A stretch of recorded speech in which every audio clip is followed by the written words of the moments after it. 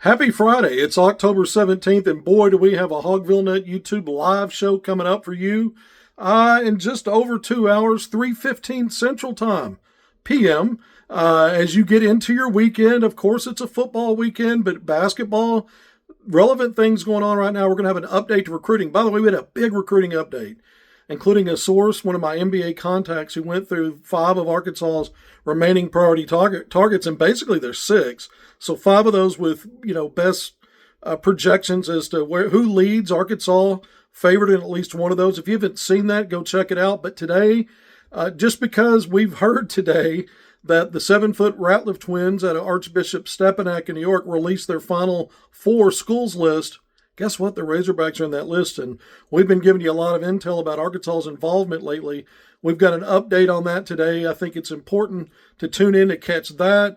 Going to remind you of an upcoming visitor, not this weekend, but an important class of 2026 visitor the following weekend, a week from today on October 24th, when this visitor is expected to arrive on campus coinciding with Arkansas's first exhibition game, charity exhibition against Cincinnati. We're going to talk about all that later today. Again, 3:15 p.m. Central Time.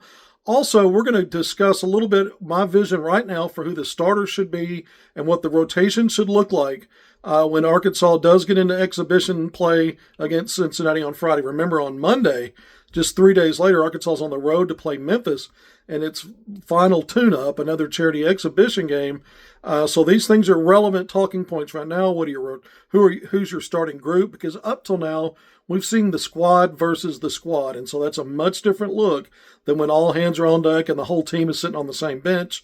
Now you're really working out what rotations make the most sense. We've talked a lot about the top 8. Maybe they go a true 9 deep this year, maybe not. That still remains to be seen. We're going to go through some of that today. One thing we did not talk about yesterday's segment, and I intentionally held it over for Friday, we did acknowledge the fact that SEC Media Days, Calipari had pumped the brakes a little bit on the enthusiasm for this upcoming season and this team, not in terms of that he thinks that it's not going to work, more about really haven't discussed any issues or problem areas whatsoever when you look back at all of his talking points with it, whether it was media, on podcasts, that kind of thing, going back to June to where we were up until SEC Media Days on Tuesday. And so the first things that he identified as maybe some problem areas came out. I addressed some of those. The one I didn't talk about because I wanted to talk about today is this notion that if you don't have a post game in the college level, then you're a fraud. Those were Calipari's words, not mine. He said the same thing during Arkansas's Pro Day about a week before he discussed it at SEC Media Day. So it's twice come out of his mouth. If you don't have a low post game, you're a fraud. We're going to talk a little bit about that, and I'll give you my thoughts on what that means, how Arkansas can best address that with this roster, and including what it might look like in terms of a low post game in these exhibition games. So we're going to hit all of that. The other thing I'll ask you to do in the comments, because we're just about 2 hours away from the show going live. If you want to drop a comment with a basketball question that I can ask during the live segment, it has to be a legit Arkansas Razorbacks basketball or recruiting question.